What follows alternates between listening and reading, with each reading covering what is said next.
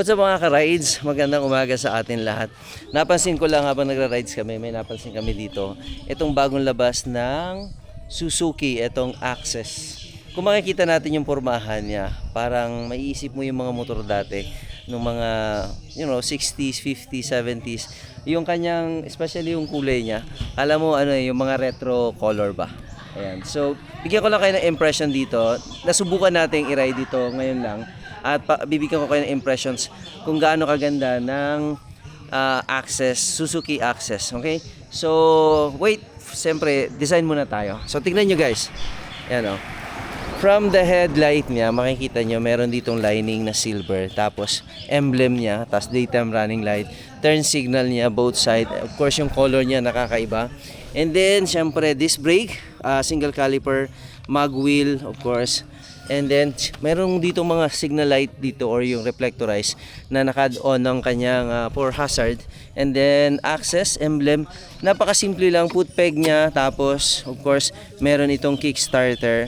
And, taillight niya, kitang-kita, very visible. Very visible siya. So, bagong-bago lang to, 6:30. Ilang araw pa lang ito. Ilang araw pa lang. So naka-brake in ito dito. Tapos dito drum brake siya. Ayan. And then air cooled po ito. Ayan. Now, in terms of seating position, napakaganda niya at the same time napaka-comfort ng kanyang upuan.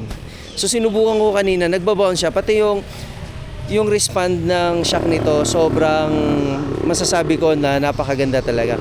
Tapos meron itong charging port na At hindi lang charging port, by the way meron itong ilaw at the same time para mas madali mo ma-distinguish makita.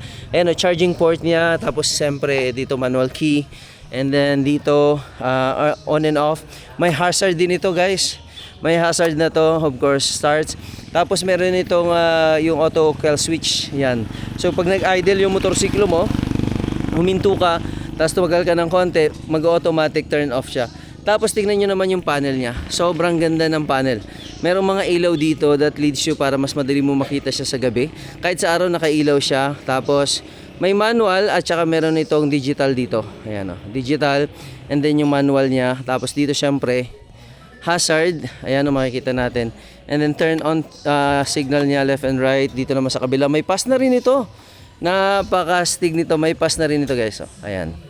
Siyempre, sa upuan ang ganda. Of course, kaya medyo classic na classic. Tignan nyo naman yung kanyang side mirror. Overall, pagdating sa retro design niya, sobrang ganda. Ako, mahilig ako sa mga retro. Ayan, katulad, tignan mo yung signal light niya, yung headlight niya. Ang ganda.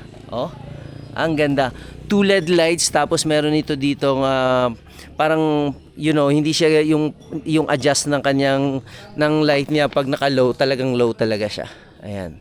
So far guys, yan ang impression ko dito. Siyempre, papakita ko yung sa inyo mamaya yung mga specs nito. Babanggitin natin yung specs nitong Access by Suzuki. Ayan. Siyempre, maraming salamat po. Shout out kay Sir na inalaw tayo na ma-review natin just for a short time itong Access Suzuki. Ayan. Ayan. Salamat. Okay.